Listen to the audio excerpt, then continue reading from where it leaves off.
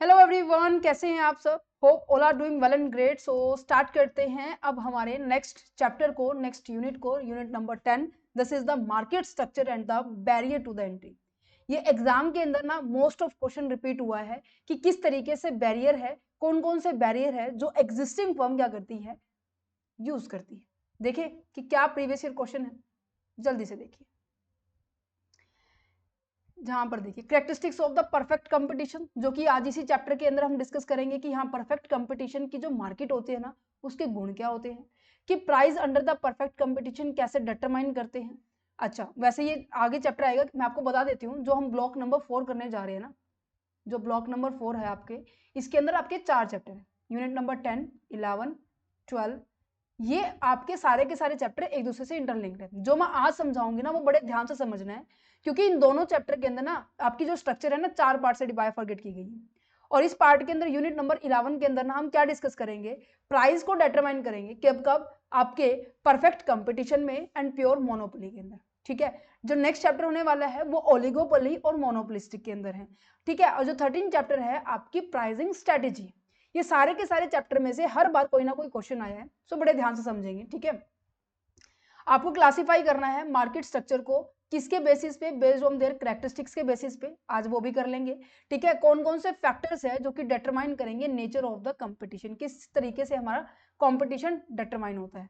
Market selection process including the firm entry, its survival and the finally the exist process, discuss the conditions of the entry. एक second कुछ, ठीक है, ठीक है, and the barrier to the entry for the firm in the different market structure. कौन कौन से barrier है और कौन कौन से स्ट्रेटेजी को हम यूज करने वाले, ये आज पूरे इस चैप्टर के अंदर डिस्कस करने वाले। कुछ इशू आ रहा है बच्चे, जल्दी से मुझे बताइए, क्या voice, video and PPT everything is okay? Yes everyone, I think मेरे एंड से बिल्कुल प्रॉपर है। स्टार्ट करूं मैं? यस एवरीवन, स्टार्ट करूं मैं? ओके, अब यहाँ पर देखो, वैसे आपके पास जो आपकी सिलेबस के अंदर 4 ही तरीके की मार्केट है। ठीक है, this one oligopoly, monopolistic competition, perfect competition and the monopoly. ये आपके पास नहीं मिलेगी। मोनोसोनिक हो गया, जैसे डिओपोली हो गया है। ठीक है, ये आपकी नहीं मिलेगी, बट फिर भी आपको इनके बारे में थोड़ी थोड़ी जानकारी होनी चाहिए, किस तरीके से ये डिफरेंशिएट करती है। और बहुत सिंपल है, बहुत ईजी है ये चैप्टर। ठीक है, स्टार्ट करें। सबसे पहले आप ये बताइए कि आप सभी को मार्केट का मतलब पता है? मीन्स कि वो प्लेस जहां पर चीजों को हम एक्सचेंज करते हैं। एक्सचेंज इन द सेंस, एक पार्टी होगी जो सामान लेगा और उसको क्या करने वाला है, मनी की पेमेंट करने वाला है। क्या यहाँ पर एक्सचेंज हो रहा है? क्या चीजें चीजें एक्सचेंज हो रही है? यहाँ पर सेलर ने क्या किया, सामान बेच दिया, और बायर ने क्या किया, पैसे दे दिए। क्या दोनों के पास कुछ ना कुछ चीजें आई हैं? यस या नो? तो ऐसी प्लेस जहां पर क्या किया जा रहा है, पर्सन अपनी वांट नीड्स को सेटिस्फाइड करने के लिए आते हैं। That's it. स्ट्रक्चर का मतलब क्या है कि वो अप्रोचेस, वो पैटर्न जिसकी मदद से हम ये देख पाएंगे कि हाँ मार्केट में किस तरीके की मार्केट है। क्या आपकी मार्केट में एक ही बंदे की चलती है, मीन्स की एक ही, जैसे कहते हैं ना कि दादागिरी एक ही बंदे की चलती है, या फिर ऐसा है कि आप में से किसी की भी नहीं चलती, मेन एक ही हेड है। ठीक है, जो सबको सेम लेकर चल रहा है, वहां पर कस्टमर को प्रेफरेंस दिया जा रहा है। तो यहाँ पर ना मार्केट के स्ट्रक्चर को ना बाइफरगेट किया गया है on the basis of the lot of level. आपको एग्जाम के अंदर जब क्वेश्चन आए ना, कुछ इस तरीके से स्टार्ट करना है। सुनो, सबसे पहले क्या कह रहे हैं, one of the most important aspect of understanding how the business operate is knowing the type of the market structure. अब देखो, आपके माइंड में अगर ये क्वेश्चन आ रहा है ना कि मुझे बिजनेस करना है भाई, तो सबसे पहले ये आएगा कि आपको किस तरीके का बिजनेस करना है। अगर मैं बिजनेस में एंटर कर रहा हूं, किसी भी नए बिजनेस में मैं एंट्री कर रहा हूं, तो मुझे पहले ये देखना पड़ेगा कि मार्केट में पहले ऑलरेडी एग्जिस्टिंग बिजनेस कैसे हैं। यस या नो? हमें पता चलना चाहिए कि मैं किस तरीके की मार्केट स्ट्रक्चर को मैं अडॉप्ट करने जा रहा हूं। क्या मैं एक नया प्रोडक्ट लेकर आ रहा हूं? तो सिंपल सी बात है, नया हो गया तो अभी तो फिलहाल कोई मार्केट में होगा नहीं वैसा। तो वहां पर आप अपने खुद के प्राइस सेट कर सकते हैं, क्योंकि क्वालिटी दे रहे हैं। जैसे आईफोन का एग्जांपल ले लीजिए। अब इतने सारे फोन एग्जिस्टिंग में होते हुए भी आईफोन लॉन्च हुआ या नहीं हुआ, और कस्टमर उसको बाय कर रहे नहीं कर रहे भाई, क्यों? क्योंकि भाई उसमें कुछ यूनिक फीचर है। समझ में आ रहा है? तो market structure refer to the way a market is organized based on the number of the buyers, seller, nature of the product, and level of the competition, and how much the control firm have over the prices. That means कि आप जिस market में जा रहे हैं, आपके product को बेचने वाले कितने हैं और आपके प्रोडक्ट को खरीदने वाले कितने हैं, मुझे ये भी देखना पड़ेगा। और मेरे प्रोडक्ट का प्राइस कितना होगा वो इन सभी बातों के ऊपर डिपेंड करते हैं कि मार्केट में कंपटीशन कितना है। अगर बहुत हैवी कंपटीशन है तो सिंपल सी बात है कि जो बाकी सेम रेट पे बेच रहे हैं मुझे भी उसमें बेचना पड़ेगा। और हाँ, आपके प्रोडक्ट में कुछ यूनिकनेस है, ठीक है, आपके प्रोडक्ट में कुछ क्वालिटी है या फिर आपका प्रोडक्ट दूसरों से डिफरेंशिएट कर रहा है, तो आप इजीली अपने प्राइस को क्या कर सकते हो, वेरी कर सकते हो, इसकी चेंज कर सकते हो। यस या नो? तो मार्केट स्ट्रक्चर यूज किया जाता है, हेल्प करता है हमें एनालाइज करने में how the firm behave in the different environment. कि आपका जो स्ट्रक्चर है ना, ये 4 स्ट्रक्चर बताए ना, perfect competition, monopolistic competition, monopoly and there is a oligopoly. ये कहीं ना कहीं आपको आपके बिहेवियर को रिप्रेजेंट करते हैं। अब आपने देखा है कि आपकी मार्केट में जैसे हमारे यहाँ पर ना, आई थिंक मोहन की दुकान है, मुझे जितना रिकॉल हो रहा है, वो क्या कर रहा है, उसके पास ना डेकोरेशन का ना सारा सामान मिलता है।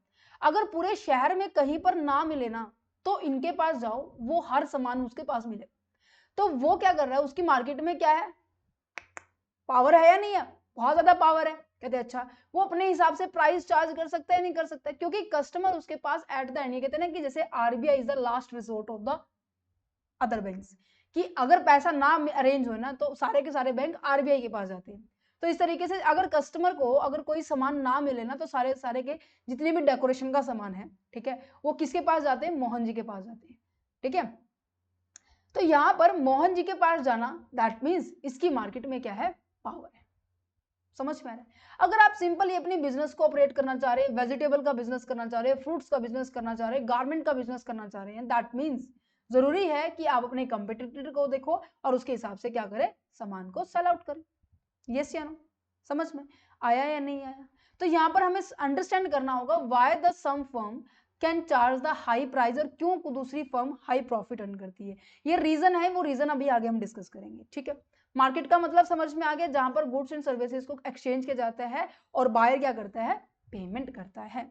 कि अब डिटरमिनेंट्स के ऊपर बढ़ते हैं कि किस तरीके से कौन कौन से फैक्टर्स हैं जो कि आपकी मार्केट को इन्फ्लुएंस करते हैं, जो कि आपकी मार्केट को शेप देते हैं। जैसे मैंने अभी आपको बोला कि आपकी मार्केट है ना बच्चे, वो 4 तरीके की होती है। यस या नो? पहली मार्केट कैसी होती है आपकी, परफेक्ट कंपटीशन होती है। ठीक है, सब में ना लिटिल बिट डिफरेंस है, बट जिसमें ज्यादा डिफरेंस है वो आपकी आ जाती है परफेक्ट मार्केट और आपकी मोनोपोली मार्केट। फिर उसके बाद आती है मोनोपोलिस्टिक कंपटीशन। ठीक है, फिर आती है ओलिगो मार्केट। क्या सबको दिखाई दे रहा है स्क्रीन के ऊपर जो अभी तक मैंने लिखा है? यस या नो? जल्दी से कंफर्म कीजिए, क्या अभी तक सबको दिखाई दे रहा है? ओके, अब आपको ना इन सभी को ना 8 से 12 पॉइंट है जो कि आपको याद रखने हैं कि कैसे कैसे इनके बीच में डिफरेंशिएट, क्योंकि यहाँ पे ना डिफरेंशिएशन से भी क्वेश्चन आता है। ठीक है, तो सबसे पहले बात करते हैं कि आपकी फर्म का नेचर कैसा है। नेचर ऑफ फर्म, आपकी फर्म के अंदर जो प्रोडक्ट है ना वो कैसा बनाया जाता है और कितनी क्वांटिटी में बनाया जाता है, उसके बारे में बात की जा रही है। ठीक है, क्योंकि आपके जो डिटरमिनेंट्स है ना बच्चे, मार्केट के जो डिटरमिनेंट्स है वो कहीं ना कहीं आपके इनके डिटरमिनेंट से रिलेट करते हैं। या तो आप इनको कर लीजिए या फिर इसको कर लीजिए, दोनों के अंदर चीजें सिमिलर है, बट इसके अंदर क्या करना पड़ेगा, आपको चीजें बांटनी पड़ेगी।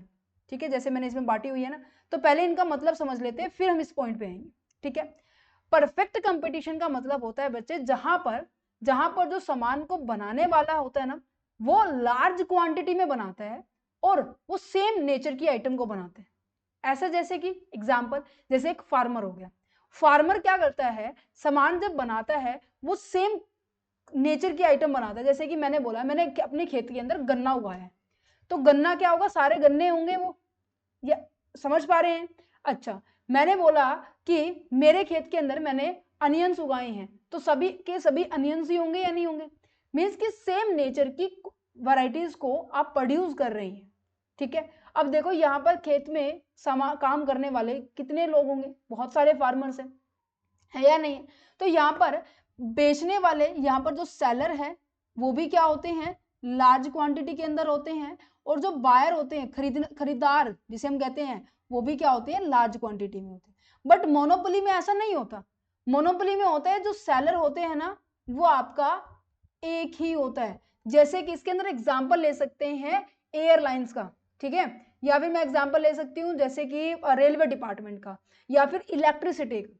अब आपके एरिया में इलेक्ट्रिसिटी एक ही एरिया से आ रही है, नहीं आ रही है, या फिर ऐसा है कि हर पर्सन क्या कर रहे हैं, इलेक्ट्रिसिटी को प्रोड्यूस कर सकते हैं? नहीं भाई नहीं। यहां पर क्या है कि यहां पर आपके पास जो सेलर है, दैट मीन्स प्रोड्यूसर है, जो चीज को बना रहा है, वो एक होगा, ठीक है। जो कंज्यूमर होने वाले हैं, जो बायर होने वाले हैं, वो क्या हो सकते हैं, लार्ज नंबर में हो सकते हैं। बायर क्या हो सकते हैं, बायर आपके लार्ज नंबर में हो सकते हैं, ओके। मोनोपोलिस्टिक कंपटीशन क्या बनता है, ये दोनों के कॉम्बिनेशन से बना है, मोनोपोली और परफेक्ट कंपटीशन से। तो इन दोनों के पहले फीचर समझेंगे, ये अपने आप समझ में आ जाएगा ये कहना क्या चाहते हैं, ठीक है। तो पहले इन दोनों को मैं टारगेट करती हूँ आपको समझाने के लिए। अब मैंने बोला है कि जो सेलर होगा वो लार्ज क्वांटिटी में सामान को बनाएगा, लार्ज क्वांटिटी में चीजों का क्या करने वाला है, प्रोड्यूस करने वाला है। प्रोड्यूस करेगा तो सिंपल सी बात है, कैसा प्रोडक्शन हो रहा है, मास प्रोडक्शन हो रहा है, यस या नहीं, यस बिल्कुल। अब यहां पर देखो मास प्रोडक्शन का मतलब क्या है। अब मैंने बोला जैसे कि वर्मा जी का एग्जांपल हम ले रहे थे, वर्मा जी ने गुरुद्वारे के अंदर क्या बनाई, लगाई है, मशीन लगाई है ना, रोटी बनाने के लिए। अब रोटी बनाने के लिए उस वो बड़ी मशीन जो है वो सेम तरीके की रोटी बनाएगी, या ऐसा एक छोटी है, एक बड़ी है, एक बिल्कुल ऐसे है जो मीडियम है, ऐसा तो नहीं है। वो क्या करेंगे, वो क्या करेंगे, सेम उसके अंदर ढांचा है, उस सबकी रोटी का आकार क्या होने वाला है, सेम होने वाला है, यस या नहीं, ओके। अब आपका जो प्रोडक्ट का नेचर कैसा हुआ, प्रोडक्ट का नेचर आपका हुआ बच्चे होमोजीनियस, दैट मींस आपका प्रोडक्ट बिल्कुल सिमिलर है, किससे, आपके कंपटीटर से। समझ पाए, जैसे कि वर्मा जी ने जो रोटी की मशीन लगाई है, अगर मैं भी उस रोटी की मशीन को लेकर आऊं तो भाई वो भी तो वैसे ही प्रोड्यूस करेगी ना, यस या नो। मिक्सी का जार होता है, हम उसमें जूस बनाते हैं, तो अगर आप खरीदे या मैं खरीदे या कोई और खरीदे तो मिक्सी के जार से जूस एक जैसा ही बनेगा, नहीं बनेगा, यस या नो। तो यहाँ पर जो प्रोडक्ट होता है, जो भी हम प्रोड्यूस कर रहे हैं, वो कैसा होगा, होमोजीनियस होगा, मींस कि वो परफेक्ट सब्स्टिट्यूट है, सब्स्टिट्यूट गुड्स प्रोड्यूस कर रहे हैं। सब्स्टिट्यूट गुड्स का मतलब क्या होता है कि जिसको आप एक दूसरे से रिप्लेस कर सकते हैं। फॉर एग्जांपल जैसे कि कोका कोला एंड पेप्सी, है ना, कि कोका कोला अगर शॉप पे नहीं मिल रही है तो आप क्या कर सकते हैं, पेप्सी को यूज कर सकते हैं। सॉफ्ट ड्रिंक के एक दूसरे से सब्स्टिट्यूट है, राइट। तो यहाँ पर परफेक्ट कंपटीशन में क्या होता है, पहली बात तो क्या है कि आपके यहाँ पर सेलर क्या होते हैं, सेलर आपके लार्ज नंबर में होते हैं और बायर भी लार्ज नंबर में होते हैं, पहली बात तो ये होगी है। और यहाँ पे जो भी सेलर है सामान को सेल कर रहा है, या फिर जो प्रोड्यूसर है जो सामान को प्रोड्यूस कर रहा है, वो लार्ज क्वांटिटी में करेगा, मास क्वांटिटी में करने वाला है, जिसके कारण जो प्रोडक्ट का नेचर कैसा होने वाला है, आपका होमोजीनियस रहने वाला है। दैट मीन्स कोई भी गुड्स एक दूसरे से डिफरेंशिएट नहीं है। अच्छा, डिफरेंशिएट नहीं है तो सिंपल सी बात है, आपके प्रोडक्ट का जो आपका प्रोडक्ट है और जो मेरा प्रोडक्ट है, दोनों के प्रोडक्ट सेम सेम है, तो सिंपल सी बात है प्राइस भी कैसा होना चाहिए, सेम सेम होना चाहिए। तो यहाँ पर प्राइस कैसा रहता है बच्चे, यहाँ पर प्राइस आपका सेम रहता है। अच्छा, क्या मैम ये प्राइस हमने डिसाइड किया है, नहीं, ये प्राइस आपके जो मेन इंडस्ट्री होती है ना वो सेट करती है। जैसे कि यहाँ पर मैं, ये काफी सारी फर्म है, ठीक है, ये काफी सारी फर्म है। अब आपको पता है ये सारी गारमेंट का काम करती है, ठीक है, गारमेंट्स का काम करती है, और इसको चलाने के लिए जितने भी रॉ मटेरियल्स जो है सप्लाई करना, वर्कर सप्लाई करना, यहाँ से आ रहे हैं, क्योंकि इंडस्ट्री का मतलब क्या होता है, इन सबके कॉम्बिनेशन को बोला जाता है, combination of the all the firm. Firm क्या होती है, एक इंडिविजुअल पॉइंट को बोला जाता है, और इंडस्ट्री क्या होती है, इन सभी फर्म को जोड़ दिया जाए उसको क्या बोला जाएगा, इंडस्ट्री बोला जाएगा। इंडस्ट्री से क्या बन रहा है, आ रहा है, इनको रॉ मटेरियल आ रहा है, मशीनरी आ रही है, वर्कर आ रहे हैं, लेबर आ रही है, ठीक है। वो क्या करेगी, यही क्या करने वाली है, आपके प्राइस को सेट करती है। इंडस्ट्री यहाँ पर क्या होती है, प्राइस सेटर होती है, प्राइस सेटर बोल लीजिए या फिर मेकर बोल लीजिए। और सारे की सारी फर्म क्या करेगी, यहाँ पर इसे बोला जाता है प्राइस टेकर बोला जाता है। ये खुद नहीं बनाती, ये प्राइस अडेप्ट करती है, जैसा इंडस्ट्री ने बोला वैसे ही अप्लाई करेंगे। अगर इन केस ये बोल दे कि भाई, ये मान लीजिए ये वाली फर्म बोल दे कि भाई मैं तो इस प्राइस पे नहीं बेचने वाला, इससे तो मुझे नुकसान होगा, तो ये कह रहे हैं कि अगर तुम नहीं बेचने वाले, सिंपल सी बात है, आप मार्केट से क्या हो रहे हैं, आउट हो रहे हैं, एग्जिट कर रहे हैं, नहीं कर रहे हैं? कहते हैं हाँ, कि तुम्हारे एग्जिट करने से इंडस्ट्री को कोई फर्क नहीं पड़ता और इसके प्राइस के ऊपर भी कोई फर्क नहीं पड़ेगा। तो परफेक्ट कंपटीशन मार्केट के अंदर क्या होता है कि जितने भी दुकानदार होते हैं उनका प्राइस के ऊपर किसी भी तरीके का कंट्रोल नहीं होता है। कहते ठीक है। अच्छा, कोई भी फर्म अगर आना चाहे, मान लीजिए मैं अपना नया बिजनेस यहाँ पे ओपन करना चाहूँ, आप हैं, वर्मा जी हैं, शर्मा जी हमारे एग्जाम्पल के, ठीक है, वो इस फर्म के अंदर आना चाह रहे हैं, वो भी क्या करना चाह रहे हैं, वेजिटेबल को सेल करना चाह रहे हैं, ठीक है, तो वो एंट्री उनकी इजिली हो सकती है। क्या इतना समझ में आया? क्या इतना समझ में आया? जल्दी से बताइए। अच्छा, यहां पर नेक्स्ट जाता है कि नॉलेज के ऊपर। नेक्स्ट पॉइंट क्या है? नॉलेज का, कि आपको मींस की बेचने वाले को और खरीदने वाले को क्या मार्केट की नॉलेज है या नहीं है। अगर मार्केट की नॉलेज होगी तो सेलर कभी भी जो प्राइस उन्होंने मेंटेन कर रखा है उससे कम में नहीं बेचेगा, और बायर जिसको खरीदना है वो कभी भी जो उस प्राइस है उससे ज्यादा में नहीं खरीदेगा। तो परफेक्ट नॉलेज का मतलब है कि अगर कस्टमर और बायर को, सेलर को, दोनों पार्टी को अगर परफेक्ट नॉलेज है कि मार्केट में क्या चल रहा है, किस रेट पे चल रहा है, तो सिंपल सी बात है उनको, सेलर को सेम प्राइस यहाँ पे सेट रखना पड़ेगा। अदरवाइज दुकान बायर क्या करेगा, अगर अच्छा तुम 5 रुपए किलो दे रहे हैं मुझे ये सामान, तो इससे बढ़िया है दूसरे पे जाएंगे, वो 3 रुपए किलो देगा, 4 रुपए 3 रुपए जाएंगे, ठीक है। अच्छा, बायर को जब परफेक्ट नॉलेज नहीं होती तो सेलर क्या कर सकता है, अपने प्राइसेस को फ्लक्चुएट कर सकते हैं। अब देखो इसमें से पढ़ो इसको फटाफट, ये देखो कि परफेक्ट कंपटीशन की जो फीचर्स दी गई है, कहते हैं कि very large number of the buyer होता है, very large number of the seller होते हैं। In the perfect competition a very large number of the buyer and the seller under the conditions the price of the commodity, तो price होती है ना इस condition में, वो डिटरमाइन करती हैं as per there is a market forces of the demand and supply. Demand and supply that means आपकी जो इंडस्ट्री मीन्स की पूरी बड़ी जो ऑर्गेनाइजेशन है उसके अंदर हर काफी सारे पर्सन क्या होते हैं, सेलर होते हैं, काफी सारे पर्सन क्या होते हैं, बायर होते हैं, जो सामान खरीद कर मार्केट से बाहर चले जाते हैं। तो उसके बेसिस पे हमारा क्या होता है, प्राइस सेट किया जाता है, ठीक है। अच्छा, each buyer and the seller has to accept the same price, सभी के सभी सेम प्राइस को ही एक्सेप्ट करेंगे। यूनिफॉर्म प्राइस यहाँ पर रहने वाला है। होमोजीनियस गुड्स का मतलब क्या हुआ कि आइडेंटिकल गुड्स होने वाला है with respect to there is size, shape and quality के बारे में, कलर के बारे में। अब आप ये देखिए, जो सॉफ्ट ड्रिंक का मैंने एग्जांपल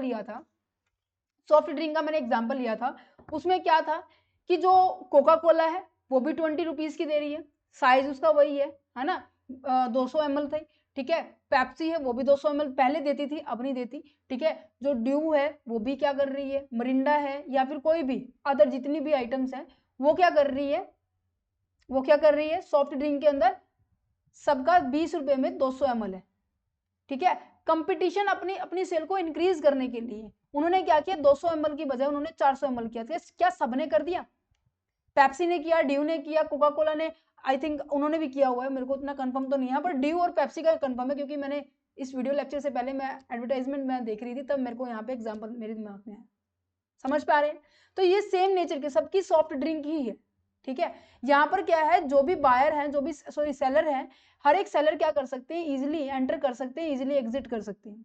कोई भी किसी भी तरीके की आर्टिफिशियली जो भी फॉर्मेलिटीज करनी होती है ना, उनको बिल्कुल भी नहीं करनी। तो सिंपल सी बात है, कोई फॉर्मेलिटी नहीं है, किसी भी तरीके का बैरियर नहीं है, तो पर्सन इजिली आ सकता है, जिसको ये लग रहा है कि भाई मेरे को तो इस बिजनेस में नुकसान हो रहा है, तो वो वापस जा भी सकता है।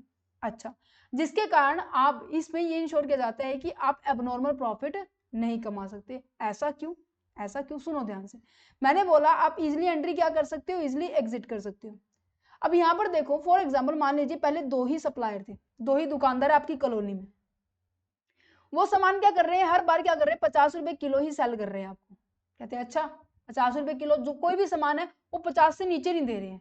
कहते हैं अच्छा, मैं और वर्मा जी और शर्मा जी तीनों मार्केट में आए, तीनों ने क्या किया, सेम तरीके की, जैसे ये काम कर रहे थे ना वैसे ही सेम हमने भी कर लिया। अब यहाँ पर देखो, जो पहले आपको जहां से सामान खरीदने की जगह केवल 2 ही थी, अब कितनी हो गई है, 5 हो गई है। क्या सप्लाई बढ़ गई है? पहले ये जो 50 रुपए में सामान बेच रहे थे, हमारे आने के बाद क्या अभी भी 50 में बेचेंगे? नहीं, हमने बोला कि भाई हम तो 30 रुपए किलो देंगे जो भी सामान दे रहे हैं, ठीक है। तो यहाँ पर ये 20 रुपए का प्रॉफिट ज्यादा लंबे टाइम तक नहीं कमा सकते, एक छोटा सा टाइम ड्यूरेशन तक हो सकता है, समझ पा रहे हैं। लॉन्ग रन में तो हमेशा परफेक्ट कंपटीशन में नॉर्मल प्रॉफिट ही कमाया जाता है। इसको हम प्रूफ करेंगे आगे आने वाला जो चैप्टर है ना आपका, pricing under the perfect competition and the pure monopoly में, ठीक है। अच्छा, perfect knowledge among the buyer and the seller, buyer और सेलर के बीच में कैसी नॉलेज है? परफेक्ट नॉलेज है। ये देखो क्या लिखा है, perfect knowledge means that both the buyer and the seller are the fully inform about the market price, कि मार्केट में किस प्राइस पे क्या सामान मिल रहा है। अब आपको मैं इसके अंदर में ना मेरा ही एग्जांपल देती हूँ। इसकी जो छोटा भाई है ना मेरा, उसने क्या किया था, मैंने मार्केट से उसे नोटबुक मंगवाई कि अपनी नोटबुक जाकर ले, उसको मैंने 20 रुपीज़ दिए, ठीक है। और उस नोटबुक के पीछे ना 27 रुपीज़ लिखा होता है और दुकानदार ने उसको 25 रुपीज़ में वो नोटबुक दी है, ठीक है, समझ पा रहे हैं। अब भाई को नहीं पता था, फर्स्ट टाइम फॉर एग्जाम्पल मान लीजिए, वैसे इसको वैसे भी नहीं पता, वो बुद्धू है थोड़ा सा, ठीक है। तो वहां पर क्या है कि उसने, दुकानदार ने बोला कि देखा कि यहाँ बच्चे को नॉलेज नहीं है, 20 की बजाय उसने उससे कितने चार्ज कर लिए? 25 चार्ज कर लिए। अगर उसको पता होता कि ये भाई 20 की नोटबुक है, ठीक है, मुझे तो 3-4 दिन बाद पता चला था, मैं वापस चली जाती, बट उसने क्या किया होता, ऐसे फिल कर दिया था, क्योंकि नेक्स्ट टाइम जाऊंगी उससे जरूर कह के आऊंगी, मैं ये बोल दिया था मैंने उससे, ठीक है। तो ध्यान से सुनो, तो मैं एग्जाम्पल समझा, अगर मैं होती वहां पर, मैं उसको 20 रुपए की लेकर आती। अब क्या किया, मेरे भाई को कितने की दिए? 25 की दिए, क्योंकि उसको पता नहीं था कि इसके ऊपर प्राइस जितना लिखा हुआ है और जो उसकी एक्चुअल प्राइस है वो सेम नहीं है, उसने उससे 25 चार्ज किया। तो जब यहाँ पर बायर को नॉलेज नहीं होती तो क्या कर सकता है, सेलर जो फर्म है वो उनसे डिफरेंट प्राइजेस चार्ज कर सकती है, अगर उसको नॉलेज नहीं है तो। अगर परफेक्ट नॉलेज है तो ये फुली इन्फॉर्म किया जा रहा है, कोई भी फर्म क्या नहीं कर सकती, डिफरेंट डिफरेंट प्राइजेस चार्ज नहीं कर सकती, नो बायर विल बी पे द मोर, कोई भी नहीं चाहेगा कि हाँ मैं ज्यादा पे करूं, कोई भी सेलर ये नहीं चाहेगा कि मैं कम पे करूं, ठीक है।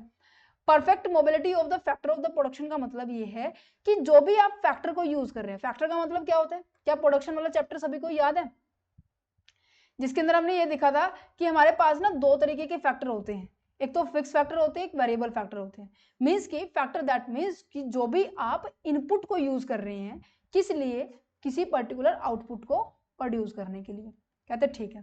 द फैक्टर ऑफ प्रोडक्शन जैसे कि land, labour, capital and entrepreneurship, अगर मैं इसको परफेक्टली मोबाइल कर सकूं, मोबाइल इन द सेंस कि मैं इसको ट्रांसफर कर सकूं,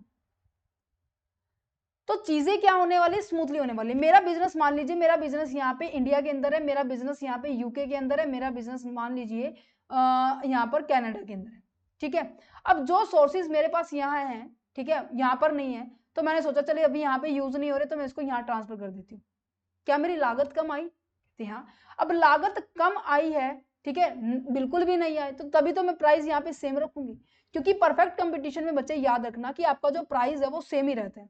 रीजन ये होगी, आप किसी भी तरीके की कॉस्ट को आप एड ऑन नहीं करेंगे, किसी भी तरीके के फैक्टर्स को आप रिस्ट्रिक्ट नहीं करेंगे कि हाँ आप मूव नहीं कर सकते, समझ पा रहे हैं। No geographical and the occupational restrictions, किसी भी तरीके की रिस्ट्रिक्शंस आपके ऊपर अप्लाई नहीं होती, जिसके कारण आप एज इट इज यहां जो कॉस्ट आ रही थी वही सेम एज इट इज रखेंगे, प्राइस भी कॉस्ट, ठीक है, समझ पा रहे हैं। अच्छा, ट्रांसपोर्टेशन कॉस्ट भी क्या रखी है, एब्सेंस में रखी है। ट्रांसपोर्टेशन कॉस्ट का मतलब क्या होता है, सामान को एक स्थान से दूसरे स्थान पर आप लेकर जाते हो, तो सिंपल सी बात है, व्हीकल तो अरेंज करनी पड़ेगी, व्हीकल की कॉस्ट भी आएगी, पर वो कहते हैं कि भाई व्हीकल की ट्रांसपोर्टेशन की कॉस्ट आपको इंक्लूड नहीं करनी है। ट्रांसपोर्टेशन कॉस्ट कैसी होती है, हमारी जीरो होती है, ठीक है।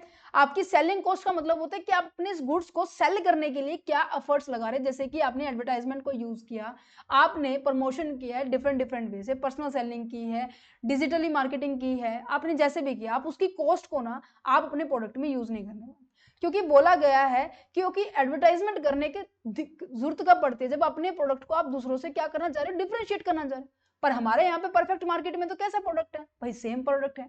तो यहाँ पर देखो, selling cost refer to there is a advertisement and the promotional expenses को बोला जाते हैं, और परफेक्ट कंपटीशन में किसी भी तरीके का सेलिंग कॉस्ट ऐड नहीं करते, क्योंकि भाई आपका प्रोडक्ट कैसा है, होमोजीनियस है, किसी भी तरीके की एडवर्टाइजमेंट का क्या आपने देखा है, वैसे अब तो होती है, ठीक है, कि आप अपना जो चीजें हैं जैसे वेजिटेबल है आप उसको ऑनलाइन मंगा सकते हैं, ठीक है। पर पहले ऐसा नहीं होता था, क्योंकि जो वेजिटेबल है सेम मिलती थी हर जगह, आपको इजीली मिल जाती थी, है ना। बायर क्या कर रहा है, already have the perfect knowledge होती है, जिस वजह से आपको एडवर्टाइजमेंट करने की जरूरत नहीं होती। तो इन शॉर्ट में बोला जाए, सेलर बायर आपके लार्ज होते हैं, ठीक है, और प्रोडक्ट का नेचर कैसा होता है, होमोजेनियस होता है, सेम होता है, इजिली एंट्री एग्जिट कर सकते हो। प्राइस के ऊपर आपका कोई भी कंट्रोल नहीं होता, क्योंकि वो उसको इंडस्ट्री सेट करती है, मार्केट फोर्सेस से सेट होती है। आपको और आपके सेलर को और आपके बायर को दोनों को परफेक्ट नॉलेज होती है मार्केट में क्या चल रहा है।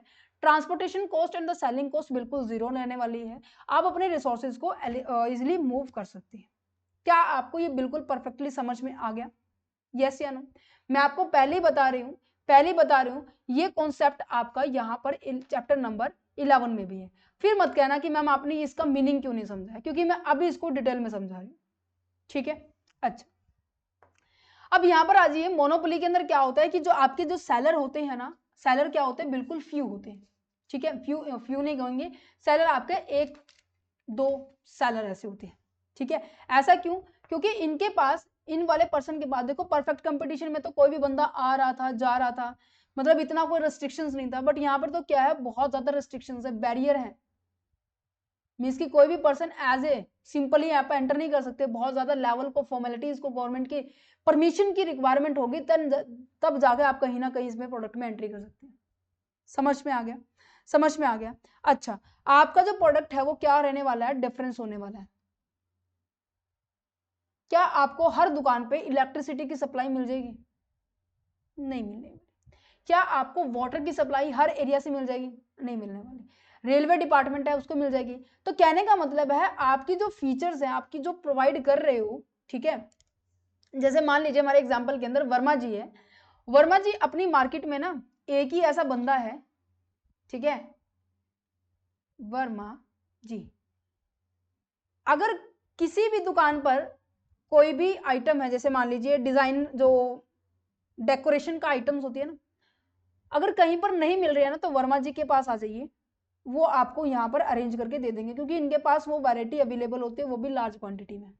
कहते हैं अच्छा, तो दैट मीन्स इनकी मार्केट में पावर है, क्योंकि पूरी मार्केट में अगर सामान ना मिले, जैसे हर एक एरिया के अंदर होता है, जैसे बुक स्टोर होता है, ठीक है, या फिर ऐसे मैंने जब हमने कंस्ट्रक्शन करवाई थी, तो वहां पर थोड़ा सा इलेक्ट्रिसिटी का जो मटेरियल आना था वो रिक्वायरमेंट थी, और वो नॉर्मली दुकानों पर नहीं मिल रही थी, तो स्पेसिफिक दुकान पे ही जाकर हम क्या कर रहे थे, उसको बाय कर रहे थे।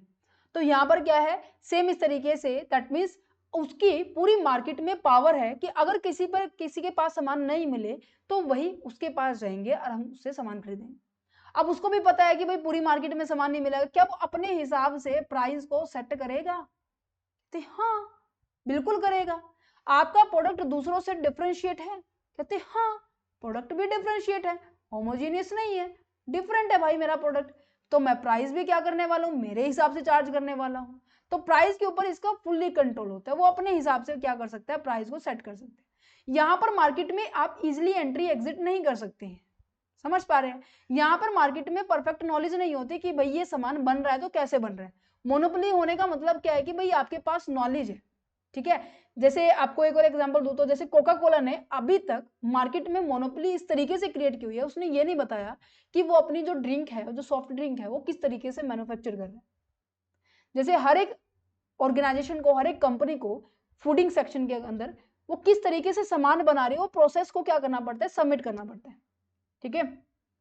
किस तरीके से कोई सामान बन रहा है, जैसे मैकडोनल्ड का जितनी भी आइटम्स है, ठीक है, और डोमिनोज की जितनी भी प्रोसेस है, वो किस तरीके से पिज्जा बनाती है, वो प्रोसेस एक आपकी गवर्नमेंट की रूल रेगुलेशन में लिखी हुई है कि आप इसके अंदर ये इंग्रेडिएंट आप यूज करते हैं, ये प्रोसेस, ठीक है।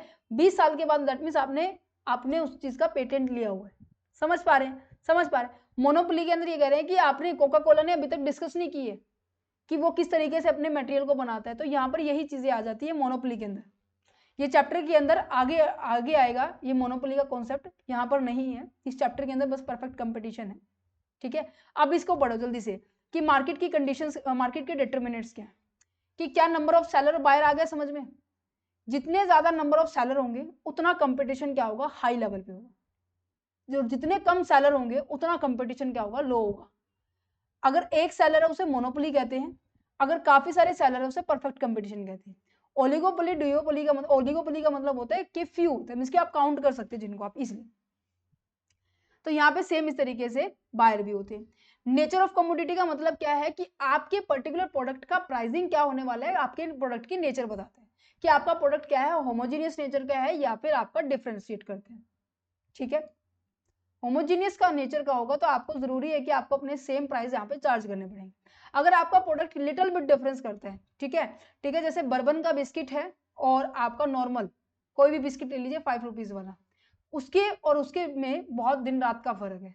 ठीक है, जिसकी वजह से जैसे बिस्किट कंपनी भी क्या कर रही है, हर एक, जैसे पार्ले जी हो गई है, ठीक है, बिकानो हो गई है, हर एक, जैसे नमकीन का ले लीजिए या फिर बिस्किट का कोई भी आइटम ले लीजिए, अपने टेस्ट के अंदर वो थोड़ा सा भी डिफरेंशिएट कर रही है ना, उसके हिसाब से वो प्राइस क्या कर देती है, डिफरेंट कर देती है। अगर जरा सा भी लिटिल बिट डिफरेंशिएट कर रहा है अपने आपका प्रोडक्ट दूसरे प्रोडक्ट से, तो वो अलग प्राइस चार्ज करेगी। इसके अंदर और एग्जांपल बात की जाए तो जैसे कि आईफोन, बहुत सारे फोन है, सबका काम एक ही है, बट उसके अंदर फीचर्स, उसकी क्वालिटी, उसकी परफॉर्मेंस, उसकी जो है रेटिंग पॉइंट है वो बहुत ज्यादा हाई है, तो इस वजह से वो चार्ज करती है। अच्छा, सब्स्टिट्यूट आ गया जिसका कोई क्लोज अल्टरनेटिव नहीं होता। No close substitute, that means आपको वही सामान है उसी दुकान से मिलेगा और कहीं से नहीं मिलने वाला। जैसे रेलवे डिपार्टमेंट की टिकट रेलवे डिपार्टमेंट से मिलेगी, रेल की सर्विस रेलवे डिपार्टमेंट से मिलेगी। Freedom to the movement of the firm, that means आप इजिली एंट्री एग्जिट कर सकते हैं या नहीं कर सकते। अगर हाँ, दैट मीन्स कंपटीशन बहुत ज्यादा है। अगर बहुत ज्यादा रिस्ट्रिक्शंस है, दैट मीन्स आपका मार्केट में कहीं ना कहीं पावर, जैसे अंबानी और अडानी का एग्जांपल लीजिए, टाटा का एग्जांपल लीजिए, आप उन जैसा बिजनेस कर सकते हैं? नहीं कर सकते। समझ में आ रहा है? क्योंकि उनकी लेवल ऑफ प्रोडक्शन, उनका स्पैन ऑफ द कंट्रोल, मैं ये कह सकती हूँ कि पूरी मार्केट में उन्हीं की तो चल रही है हर चीज। आप आज के टाइम में काफी सारे प्रोडक्ट उन्हीं के आ रही हैं। यस या नो? जल्दी से बताइए, नेक्स्ट पॉइंट पढ़िए जल्दी से फटाफट। क्या कह रहा है कि knowledge of the market conditions, just a second, knowledge of the market condition के बारे में बात की जा रही है कि आपको मार्केट की नॉलेज कितनी है। आपको अगर परफेक्ट नॉलेज है तो आपसे क्या नहीं कर सकते, वो ज्यादा एक्स्ट्रा चार्ज नहीं कर सकते। अगर आपको परफेक्ट नॉलेज नहीं है तो आपसे फ्लक्चुएट कर सकते, जैसे मेरे भाई से किया था। ठीक है, अच्छा, mobility of the goods and factor of the production के बारे में बात की जाए, मीन्स कि जो सामान आप इंडिया के अंदर यूज कर रहे हैं किसी चीज को बनाने में, आप उसको इजिली मैं यूके में ट्रांसफर कर रही हूँ, मेरी वहां पे बिल्डिंग है, ठीक है, तो सिंपल सी बात है, मेरा प्राइस मेंटेन रहेगा। बट अगर हाँ, काफी बार ऐसा होता है कि हाँ रेस्ट्रिक्शंस हो सकती है कि भाई आप नहीं कर सकते, है ना, तो अगर इमोबिलिटी है, आपको रिस्ट्रिक्टेड किया गया है, तो आप क्या करेंगे, डिफरेंट डिफरेंट प्राइसेस चार्ज करेंगे। क्यों? क्योंकि जैसे हमारे यहाँ पर लेबर महंगी सस्ती है, बट वहां जाकर लेबर महंगी हो जाती है। वहां पर टेक्नोलॉजी या फिर मैं कैपिटल बोलूं, वहां वो सस्ती है, हमारे वहां पर ये चीज महंगी है। समझ पा रहे हैं नहीं पा रहे हैं? एंट्री एंड एग्जिट के बारे में हो गया, ये तो मैंने आपको बता दिया। इकोनॉमिक ऑफ द स्केल का मतलब है कि लार्ज लेवल पर कौन प्रोड्यूस कर रहा है। स्केल का मतलब क्या होता है कि आप सेम वैरायटी के आइटम को प्रोड्यूस कर रहे हैं। यहाँ पे कह रहे हैं कि फ्यू फर्म होती है जो कि इंजॉय करती है, क्योंकि ओलिगोपोली में फ्यू होती है, दैट मीन जिसको हम काउंट करते हैं। मोनोपोली में क्या होती है, एक ही फर्म होती है। और परफेक्ट कंपटीशन में कोई भी फर्म क्या नहीं कर सकती, इसका फायदा नहीं उठा सकती, क्योंकि सब काम कंट्रोल किसके हाथ में होता है, इंडस्ट्री के हाथ में होता है। क्या आपको ये जो फीचर अब समझ में आए, इजी लगे? अच्छा, मार्केट स्ट्रक्चर का अगर मैं मतलब बताऊं तो स्ट्रक्चर क्या होगा, हर चीज को आपने क्या किया है, ऑर्गेनाइज किया गया है कि नंबर ऑफ सेलर के बेसिस पे, टाइप ऑफ प्रोडक्ट के बेसिस पे, प्राइस के कंट्रोल के ऊपर, और आप इजिली एंट्री एग्जिट कर सकते हो उसके बेसिस पे पूरी मार्केट स्ट्रक्चर को 4 पार्ट में डिवाइड किया गया, वो मैंने आपको बता दिया। परफेक्ट कंपटीशन, मोनोपोलिस्टिक, ओलिगोपोली, नहीं, ये अभी तक मैंने एक्सप्लेन किया, इनको हम आगे डिस्कस करेंगे। ठीक है, यही बात यहाँ पर आ रही है, आप इनको रीड कर सकते हैं। Number and the size of the distribution of the firm, ठीक है, प्रोडक्ट डिफरेंशिएट कर रहा है नहीं कर रहा है, अगर सेम है, आइडेंटिकल है, तो मुश्किल होगा कि आप प्राइस चेंज कर पाएंगे। अगर आपके प्रोडक्ट में लिटिल बिट भी, थोड़ा सा भी डिफरेंस है, तो आप क्या कर सकते हो, अपने प्राइसेस को चेंज कर सकते हो। इजिली एंट्री एग्जिट है, अगर इजी है तो कंपटीशन बहुत हाई है, प्राइस को लो पर ही रखना बेटर रहेगा। और अगर कंपटीशन इजी एंट्री एग्जिट नहीं है, तो आप क्या करेंगे, आप अपनी मार्केट में इजिली प्राइस को चेंज कर सकते हो, प्रॉफिट अर्न कर सकते हो। ठीक है, अच्छा, ये मैंने आपको बताया था कि आपके वैसे 4 तरीके के हैं सिलेबस के अंदर, बट हम इसको क्या करेंगे, वैसे मैं आपको थोड़ा-सा इसके बारे में बताऊँगी। मोनोप्सोनी का मतलब क्या होता है, डिओपोली क्या होती है और ओलिगोसोनी क्या होते हैं, ठीक है? अच्छा, परफेक्ट कंपटीशन आ गया समझ में। अब देखो मोनोपोली के बारे में कि यहाँ पे सिंगल सेलर होता है, यूनिक प्रोडक्ट होता है, फीचर आपकी बिल्कुल अलग होती है, कोई भी अल्टरनेटिव दैट मीन्स कोई भी सब्स्टिट्यूट्स अवेलेबल नहीं है, प्राइस के ऊपर आपका फुल्ली कंट्रोल होता है और डिफिकल्ट होता है दूसरी पर्सन को कि आपके प्रोडक्ट को इमिटेट कर पाए, जिसके कारण एंट्री होने में दिक्कत होती है, ठीक है? अच्छा, ओलिगोपोली मार्केट और मोनोपोलिस्टिक। मोनोपोलिस्टिक में क्या होगा, आपकी मोनोपोली की भी फीचर आएंगी, कंपटीशन की भी फीचर आएंगी, मींस की परफेक्ट कंपटीशन की भी फीचर आएंगी। यहाँ पे कहते हैं कि काफी नंबर ऑफ द सेलर होते हैं, पर आपका जो प्रोडक्ट होता है ना वो थोड़ा सा डिफरेंशिएट होता है। यहाँ पे बिस्किट का एग्जाम्पल जो मैंने बोला ना, नमकीन और बिस्किट का एग्जाम्पल यहाँ पे ले सकते हैं, ठीक है? अच्छा, प्राइस के ऊपर कुछ लेवल तक कंट्रोल होता है, ये नहीं होता सारा कंट्रोल हो, ठीक है? जैसे परफेक्ट कंपटीशन में बिल्कुल भी कंट्रोल नहीं था, यहाँ पर कहते हैं बिल्कुल कंट्रोल था मोनोपोली में। बीच का काम आया मोनोप्लिस्टिक, दैट मीन्स जिसकी इसकी और इसकी दोनों की फीचर आ गई कि कुछ लेवल तक कंट्रोल हो सकता है, जिसके अंदर जिसके कारण अपने प्रोडक्ट आपका डिफरेंशिएट कर रहा है, आपका प्रोडक्ट दूसरों से अलग है, तो आप क्या करेंगे, एडवर्टाइजमेंट भी करेंगे, ब्रांडिंग भी करेंगे और आप प्रमोशन भी करने जा रहे हैं, ठीक है? ट्रांसपोर्टेशन का ये कॉस्ट है, आप उनको ऐड करेंगे, जिसकी वजह से आपके प्राइस पे थोड़ा सा कंट्रोल होता है। अच्छा, ओलिगोपोली के अंदर क्या होता है कि यहाँ पर जैसे ये लेवल थे ना, ये वाला, ये ऐसे बढ़ता चला जाएगा कि प्रॉफिट अर्निंग सोर्स, ये सबसे ज्यादा प्रॉफिट अर्न करेगा। यहाँ पर बिल्कुल भी ज्यादा एबनॉर्मल जो प्रॉफिट कहते हैं वो नहीं होती, यहाँ पर कुछ लेवल तक होता है, यहाँ पर फिर थोड़ा लेवल बढ़ जाता है, यहाँ पर बहुत बड़े लेवल पे होता है, ठीक है? अच्छा, चलो तो फिर अब ये क्लासिफिकेशन देखो, ये दो पॉइंट ना आपको नेक्स्ट चैप्टर में समझ में आएंगे कि क्यों इलास्टिसिटी ऑफ द डिमांड यहाँ पे इन्फिनिटी है, ग्रेटर देन है, लेस देन है, और किंग डिमांड कर्व का मतलब क्या होता है, ठीक है? बाकी सारी चीजें सेम है। परफेक्ट कंपटीशन में नंबर ऑफ फॉर्म कैसे होती है, लार्ज होती है, प्रोडक्ट होमोजीनियस होता है और कंट्रोल आपका प्राइस के ऊपर बिल्कुल भी नहीं होता, आप इजीली एंट्री फ्रीली कर सकते हैं। ट्रांसपोर्टेशन कॉस्ट जो होगी, सेलिंग कॉस्ट होगी, ये बिल्कुल नहीं आने वाली। एक्सेस कैपेसिटी आप उसका यूज नहीं कर सकते हैं, सेम एज इट इज रहने वाले। मोनोपोली में सिंगल सेलर होता है, कोई क्लोज सब्सटीट्यूट नहीं होता है और लार्ज आपका मींस की मोस्ट ऑफ कंट्रोल आपका ही होता है प्राइस के ऊपर, और यहाँ पर रिस्ट्रिक्शंस होती है, आप इजिली एंटर नहीं कर सकते। और selling cost and the access capacity आपकी ज्यादा होती है, मींस की मार्केट को कितना आप एक्सेस कर सकते हो, ठीक है? आप मोस्ट ऑफ एरिया को आप कवर कर पा रहे हो। मोनोपोलिस्टिक क्या होती है, आई थिंक बहुत लेट हो चुका है, हाँ, बट फिर भी हम थोड़ा सा ये चैप्टर कंप्लीट करेंगे, इजी है, बट हाँ नेक्स्ट चैप्टर के लिए बेस है। मोनोपोलिस्टिक का मतलब क्या होता है, मोनोपोलिस्टिक के अंदर दोनों की फीचर ऐड होती है, large but the small then the perfect. Perfect से थोड़ा कम इस पे नंबर होती है, यहाँ पर मान लीजिए 1000 है तो यहाँ पर 800 के करीब होंगे, इससे कम होंगे, ठीक है? अच्छा, प्रोडक्ट आपका यहाँ पर डिफरेंशिएट करता है, जिसके कारण आपका प्राइस के ऊपर थोड़ा थोड़ा कंट्रोल होता है, इजिली मार्केट में एंट्री होती है यहाँ पर, ठीक है? सेलिंग कॉस्ट जो होती है लार्ज होती है और मार्केट की एक्सेस थोड़ी सी लेवल पे होती है, मीन्स की इसका इससे एक्सटेंडेड वर्जन है थोड़ा सा, ठीक है? और उससे उसके बाद फिर आ जाता है ओलिगोपोली, सबसे लास्ट में आता है मोनोपोली, ठीक है? इजी यहाँ पर रिस्ट्रिक्शंस होती है, आपको पता है इन दोनों की फीचर सिमिलर मिलने वाली है, ठीक है? अभी फिलहाल हम इन दोनों के ऊपर फोकस करेंगे क्योंकि इन दोनों के फोकस से हम नेक्स्ट चैप्टर करने वाले, ठीक है? अच्छा, ये हो गया। अच्छा, क्या कह रहे हो, इनको इनको हम बाद में करेंगे, ये जब आप ग्राफिकल रिप्रेजेंटेशन करेंगे कि प्राइस को किस तरीके से डिटरमाइन करते हैं, ठीक है? ओलिगोपोली में नंबर ऑफ फर्म क्या होती है, बिल्कुल 2 से 10, 10 से 12 के काउंट में हम इसको काउंट कर सकते हैं, ठीक है? यहाँ पे परफेक्ट सब्स्टिट्यूट भी होता है, डिफरेंशिएट भी होता है। डिफरेंशिएट दैट मीन्स आप यूनिक क्वालिटी लेकर आ रहे हो, परफेक्ट सब्स्टिट्यूट दैट मीन्स यहाँ पर आपके प्रोडक्ट के कोई भी आप उसको इजिली अल्टरनेटिव कर सकते हो, ठीक है? जिसकी वजह से आपका कर्व क्या है, 2 पार्ट में बढ़ रहा है, ग्रेटर देन और लोअर देन, ठीक है? प्राइस के ऊपर आपका लार्ज कंट्रोल होता है, सेलिंग कॉस्ट भी लार्ज होती है और कैपेसिटी मार्केट को एक्सेस करने की पावर भी आपके पास ज्यादा होती है, ठीक है? अच्छा, अब यहाँ पर बिल्कुल सिंपल सा टॉपिक कह रहे हैं कि बैरियर टू द एंट्री के लिए बैरियर क्या क्या है, मींस की जो एग्जिस्टिंग फर्म है ना वो किन किन स्ट्रेटेजी को या फिर मैं किन किन पैतरों को अपनाएगी जिससे कि सामने वाली पार्टी हमारे यहाँ पर बिजनेस में एंट्री ना करे।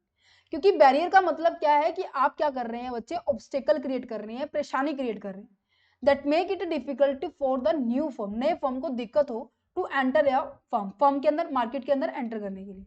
क्यों? क्योंकि एग्जिस्टिंग फर्म क्या कर सके, अपने आप को प्रोटेक्ट कर सके कि जिस तरीके से वो प्रॉफिट कमा रही थी वो उसी तरीके से प्रॉफिट कमाती रहे, जिस तरीके से उसका मार्केट शेयर था वो एज इट इज मेंटेन बना रहे, कोई भी दिक्कत ना हो। ठीक है, मार्केट को जब हम सेलेक्ट करते हैं एंट्री और एग्जिट के टाइम, आपको काफी सारी चीजों को ध्यान में रखना पड़ता है, क्योंकि मार्केट के अंदर पहली बात तो आप एंट्री करते हो, फिर बीच में आप सर्वाइव करने की प्रोसेस आती है, फिर अगर नहीं काम चल रहा तो उसके से बाहर निकल जाते हो। एंट्री का मतलब क्या है कि आप फर्म को क्या कर रहे हैं, ज्वाइन कर रहे हैं। सर्वाइव का मतलब क्या है कि आप अपने आप को मेंटेन कर रहे हो कि मेरा जो कंपटीटर है मैं उसके हिसाब से सामान बना रही हूँ। एग्जिट का मतलब क्या होता है कि आप क्या कर रहे हैं, इनसफिशिएंट है, फर्म के अंदर अपने आप को ऑपरेट कर पा रहे हो करने में, तो आप क्या कर रहे हैं, फर्म को छोड़ के जा रहे हो। ठीक है, अच्छा, एडवांटेज क्या है न्यू एंट्रेंट का, दैट मीन्स जो नया पर्सन आ रहा है उसके लिए क्या एडवांटेज है। अब देखो नया पर्सन आ रहा है, नई मार्केट में आ रहा है, तो क्या वो सप्लाई बढ़ाएगा, डेफिनेटली बढ़ाएगा। अगर उसने सप्लाई बढ़ा दी, जो पहले ऑलरेडी पर्सन जो कमा रहे थे, सिंपल सी बात है उनकी अर्निंग कम होगी या नहीं होगी। अब मान लीजिए पहले एक दुकानदार था हमारे यहाँ पर, ठीक है, अब एक ही बजाय दूसरा भी आ गया। अब पहले कस्टमर क्या थे, केवल एक ही के पास आ रहे थे, अब कस्टमर स्विच भी तो हो रहे हैं ना, तो क्या उसके प्रॉफिट के ऊपर इफेक्ट पड़ रहा है, नहीं पड़ रहा? हाँ पड़ रहा है। क्या मार्केट शेयर क्या हो रही है, कम हो रही है, नहीं कर रही, हो रही है। क्यों? क्योंकि जो नया पर्सन आ रहा है मार्केट में वो नई गुड्स और नई सर्विसेज लेकर आ रहा है, नई टेक्नोलॉजी के साथ अपनी चीजों को बना रहा है। ठीक है, डिफरेंट डिफरेंट सेक्टर में अपने पाँव को फैला रहा है, जॉब को अपॉर्चुनिटी। अब देखो वो क्या कर रहा है, वो तो उसने तो केवल 2 ही पर्सन को पॉइंट किया हुआ था, अब वो भी 2 पॉइंट पर्सन को पॉइंट करेगा। कहने का मतलब क्या है, जॉब और अपॉर्चुनिटी भी लेकर आ रहा है। ठीक है, अच्छा, अब यहाँ पर वो सारे फैक्टर्स आ जाएंगे जो कि आपको बताते हैं कि आपकी एंट्री में अफेक्ट डालते हैं। जैसे कि आपके लीगल बैरियर आते हैं, इनिशियल कैपिटल कॉस्ट आती है, और आपके पास अच्छा काफी सारे मेरे को लगा स्ट्रेटजी है। ठीक है, लीगल बैरियर का मतलब होता है गवर्नमेंट ने अगर आपके ऊपर रिस्ट्रिक्शंस डाल दिया कि अगर, जैसे अगर मैं कहूँ कि आपको कंपनी ओपन करनी है, वर्मा जी दुकान खोलने की बजाय कंपनी ओपन करना चाह रहे हैं, तो गवर्नमेंट पता क्या कहेगी कि पहले जितने भी दस्तावेज है ना पहले उसको पूरा करो, पहले आप ये बताओ कि आपकी कंपनी बन क्यों रही है, कहाँ से आप पैसा रेज करने वाले हैं, अगर पैसा रेज करेंगे तो कितने टाइम के दौरान आप अपने शेयर होल्डर्स को, डिवेंचर्स को डिविडेंड दे देंगे, इंटरेस्ट दे देंगे। कहते अच्छा, कंपनी बनने के बाद आपको एक सर्टिफिकेट लेना होगा, हर चीज को फॉलो करना पड़ेगा। मीन्स की दैट मीन्स आपके लीगली रूल रेगुलेशंस यहाँ पे आ रहे हैं। लो like that is a patent licence and the product reservation, that means कोई भी चीज आप स्टार्ट कर रहे हैं तो आपको उसको करने के लिए लाइसेंस की जरूरत होगी या फिर पेटेंट की जरूरत होगी। अगर जैसे आपको गाड़ी चला रहे तो आपके पास जरूरी है कि भाई 4 व्हीलर का क्या होना चाहिए, लाइसेंस होना चाहिए। आप क्या कर रहे हैं, आप अपने कोई भी मेडिसिन की शॉप को ओपन कर रहे हैं तो तब भी आपको क्या करना पड़ता है, लाइसेंस की जरूरत होती है, नहीं होती है? तो क्या कर रहे हैं, ये सभी क्यों होते हैं, क्योंकि आप एग्जिस्टिंग फर्म को क्या कर सके, प्रोटेक्ट कर सके। ठीक है, अच्छा, इनिशियल कैपिटल कॉस्ट का मतलब क्या थे। अब ये तो देखो, हमने तो देखो क्या मान लीजिए फॉर एग्जांपल जैसे कुछ एक जो हैवी इंडस्ट्री होती है, जैसे कि स्टील की होगी, कोयल की होगी, पावर की होगी, ये जब सेटअप होती है ना, उनके अंदर सेटअप होने में ना हैवी इन्वेस्टमेंट होती है। जैसे मैं आपको कहूँ, आप क्या करना चाह रहे हैं, गारमेंट्स का बिजनेस करना चाह रहे हैं, जैसे वर्मा जी को मैंने लिया था, गारमेंट का बिजनेस करना चाह रहे हैं, या फिर हमने किस चीज़ का एग्जाम्पल लिया था यहाँ पर, हाँ खेत का एग्जाम्पल लिया था, ये सही है। अब वर्मा जी ने क्या किया, अपने खेत के अंदर आलू उगाए हैं। ठीक है, आलू उगाने से पहले उस पर्टिकुलर खेत को एक प्रॉपर लेवल दिया होगा, हाँ जी। आपने ट्रैक्टर को बुलाया होगा, हाँ जी। आपने ट्रैक्टर के ऊपर चलाने वाला पर्सन बुलाया होगा, वो भी ठीक है। आपने मतलब कि चीजें स्टार्टिंग से लेकर एंड तक, अब आपके पास अगर ट्रैक्टर नहीं है, वो गैजेट नहीं है, तो क्या आप खेतों को बहा सकते हो? बहाने का मतलब होता है कि ऐसे उसको, उसमें रास्ता करना, ऐसा है ना। तो जरूरी है कि आप स्टार्टिंग में हैवी इन्वेस्टमेंट करते हो। अगर कोई नया बंदा आ रहा है तो उससे क्या करना पड़ेगा, उसे सोचना पड़ेगा कि मुझे तो क्या क्या क्या मैं इन चीजों को मैं इजिली अफोर्ड कर पाऊंगा, तो नहीं, क्योंकि भाई इनकी तो कॉस्ट बहुत ज्यादा है ना। तो यहाँ पे कहते हैं कि need the heavy investment because the high cost capital only a few firm can B afford. ऐसी ऐसी कैपिटल को, जैसे अब मैंने बोला कि मेरे को तो, मैं तो ट्रैक्टर नहीं परचेज कर सकती, मुझे तो रेंट पे लेना पड़ेगा, है ना। तो इस चीज को अफोर्ड करना बहुत कम लोग हैं मार्केट के अंदर जो अगर कर पाएंगे। तो जब नया बंदा मार्केट में आ रहा है, चीजें करना चाह रहा है, तो उसे ये देखना होगा कि भाई जो चीज मैं कर रहा हूं क्या मैं उसको अफोर्ड कर पाऊंगा, क्या मैं इतनी हैवी इन्वेस्टमेंट कर पाऊंगा, क्या मैं इस चीजों को अरेंज करने में कैपेबल हूं या नहीं हूं। कहते अच्छा, वर्टिकल इंटीग्रेशन का मतलब होता है कि मान लीजिए मेरा गारमेंट्स का बिजनेस है ना, मैंने क्या किया, फार्मर से मेरा कॉन्ट्रैक्ट है, ये भी मतलब मैं इसको सपोर्ट कर रही हूँ, ठीक है। फिर आ जाइए, मेरे पास कॉटन बनकर आ गई है, ठीक है, जिसने कपास उगाई, फिर कॉटन बनी, कॉटन से फिर वो फैक्ट्री में गई, फैक्ट्री से फिर फाइनली वो सामान बनकर आ गया। मीन्स की वर्टिकल लेवल पर सभी के सभी एक ही काम पे लगे हुए हैं और सबका मेन मोटिव गारमेंट्स प्रोड्यूस करना ही है। तो वर्टिकल इंटीग्रेशन का मतलब क्या है, firm produce both the raw material and the final goods. Means की फर्म रॉ मटेरियल भी खुद ही अरेंज कर रही है और फाइनल गुड्स भी खुद ही अपने आप से प्रोड्यूस कर रही है। तो कहीं ना कहीं आपकी कॉस्ट क्या होगी, कम होगी। अगर इन केस मैं कहूँ कि भाई सामने वाली पार्टी गारमेंट्स का बिजनेस चाहती है और उसके पास ना तो खेत में कपास है और ना ही उसके पास जो कपड़ा बनने के लिए क्या बोलते हैं उसको, कपास को रुई के अंदर, जो कपास रुई है, रुई को उस धागे में कन्वर्ट करने के लिए, ठीक है, पूरा थान में कन्वर्ट करने के लिए आपके पास मशीन नहीं है। आप सीधा चाह रहे हैं कि भाई मैं गारमेंट्स को क्या करूं, प्रोड्यूस करूं। ये ऐसे कैसे होगा, सिंपल सी बात है, आपके पास बेस ही नहीं है तो आप इस चीज को इजिली प्रोड्यूस नहीं कर सकते। Optimum scale of the production का मतलब होता है कि जब आप चीजों को लार्ज लेवल पे प्रोड्यूस करते हैं ना, तो वहां पर आपकी कॉस्ट क्या होती है, पर यूनिट कॉस्ट कम आती है। जैसे हमने अपने अक्सर एग्जाम्पल में लिया है कि अगर मैंने ये रूम रेंट पे लिया है, उस रूम के अंदर अगर मेरे पास एक बच्चा आ रहा है तो भी मुझे 10,000 रुपये देने पेमेंट करनी पड़ेगी, ठीक है। अगर मेरे पास 500 बच्चे आ रहे हैं तो भी मुझे 10,000 ही पेमेंट करनी पड़ेगी। मीन्स की अगर प्रोडक्शन मैं बढ़ाती जा रही हूँ तो मेरी पर यूनिट कॉस्ट क्या हो जाएगी, कम हो जाएगी। Only a few firm, a large firm can be efficiently serve the whole market. कोई बहुत ही कम मार्केट होते हैं, जैसे टाटा की है, टाटा ने मोस्ट ऑफ मार्केट को कवर किया हुआ है। इवन जैसे मान लीजिए वो स्टील में भी डील करता है, ठीक है, और वो कार में भी डील करता है, ठीक है, टाटा का नमक भी आता है, टाटा की जो टायर्स हैं, ठीक है, सॉरी रिलायंस के आते हैं टायर, तो टाटा ने हर चीज की हुई है, हर चीज, मतलब कि मेरे को भी फिलहाल कंपनी याद नहीं आ रही क्या क्या आइटम्स है, उन्होंने मेरे को 3 से 4 ही याद आ रही हैं। तो समझने की बात ये है कि उसने क्या किया, अपने रिसोर्सेज को इतनी बेटर वे से किया हुआ है कि उसने मोस्ट ऑफ मार्केट को क्या किया, कैप्चर किया हुआ है, राइट। प्रोडक्ट डिफरेंशिएशन के अंदर क्या कहते हैं कि प्रोडक्ट डिफरेंशिएशन ये कहते हैं कि अगर ऑफर कर रहे हो सिमिलर प्रोडक्ट को, ठीक है, बट एक second, if the existing firm, अगर जो ऑलरेडी एग्जिस्टिंग जो फर्म है ऑफर कर रही है many similar but the distinct product also, तो वो क्या करना चाह रही है। अब देखो एप्पल के क्या क्या आ रहे हैं, आईपॉड आ रहे हैं, ठीक है, एप्पल की वॉच आ रही है, एप्पल जो मैक आ रहा है, ठीक है, और आईफोन आ रहा है। तो एप्पल ने क्या किया, हर हर एरिया के अंदर चीजों को क्या किया, अपने आप को स्प्रेड किया, ठीक है, क्यों, अपने आप को मेंटेन कर रखे कि सामने वाले कोई और अदर कंपटीटर टक्कर में ना आए। Got it. अच्छा, type of the barrier to the entry, कैसे कैसे बैरियर हो सकते हैं, ये तो हो गए कि किस किस तरीके से बैरियर हो सकते हैं। समझ पा रहे हैं कि कौन कौन से फैक्टर्स हैं जो कि ये बताते हैं कि हाँ सामने वाली पार्टी के लिए बैरियर है। अब ये देखो कितने तरीके के बैरियर होते हैं, एक तो नेचुरल बैरियर होते हैं, दैट मीन्स आपके पास इतने साधन नहीं है कि आप क्या कर सके, लार्ज लेवल में प्रोडक्शन कर सके, तो सिंपल सी बात है आपकी कॉस्ट ज्यादा आएगी।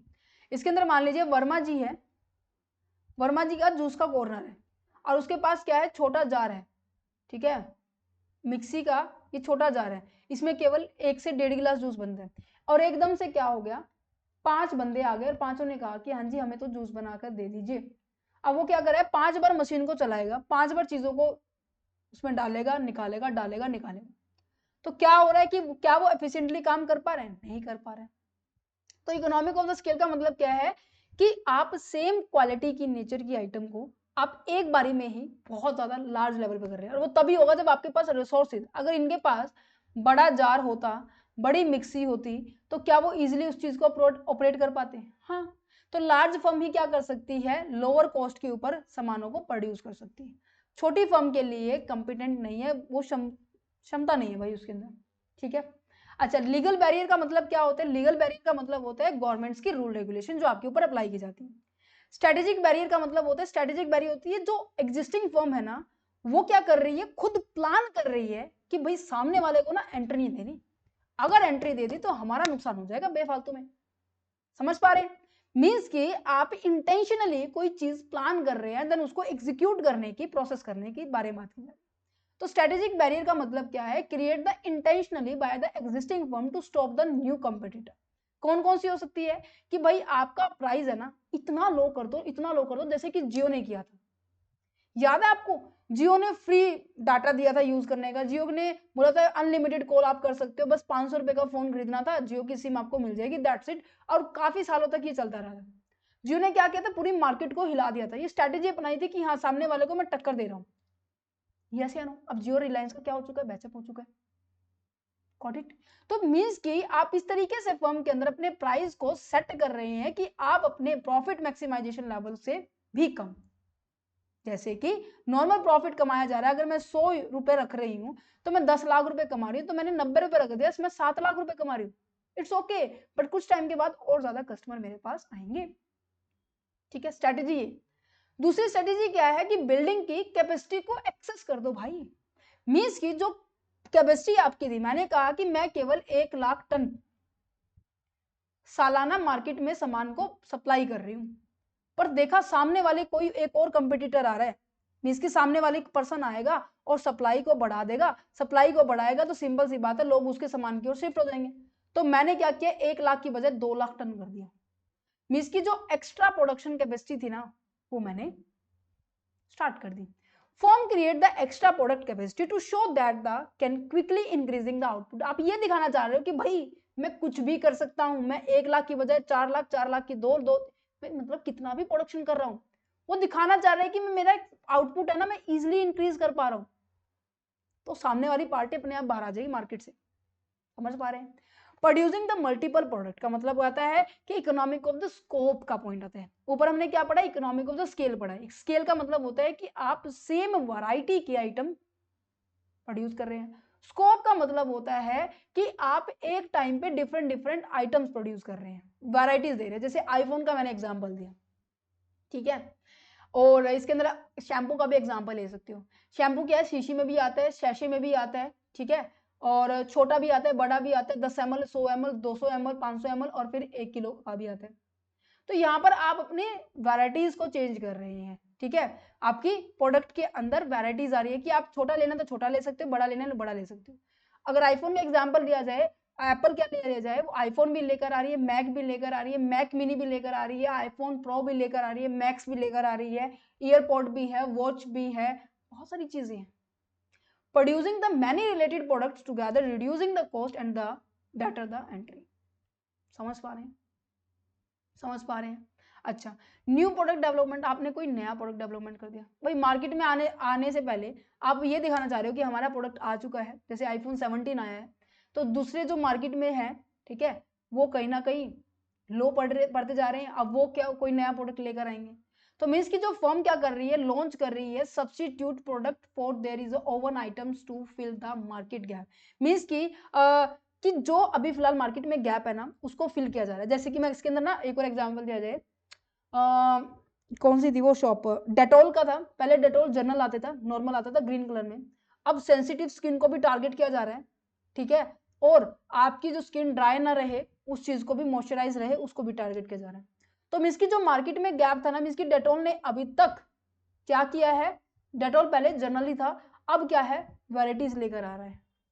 Got it? अच्छा, हाई स्विचिंग कॉस्ट के बारे में बात की जाए। स्विचिंग कॉस्ट का मतलब होता है कि जैसे अक्सर विंडो पीसी और कंप्यूटर के अंदर ना विंडो का यूज किया जाता है, और माइक्रोसॉफ्ट विंडो अक्सर नॉर्मली यूज की जाती है।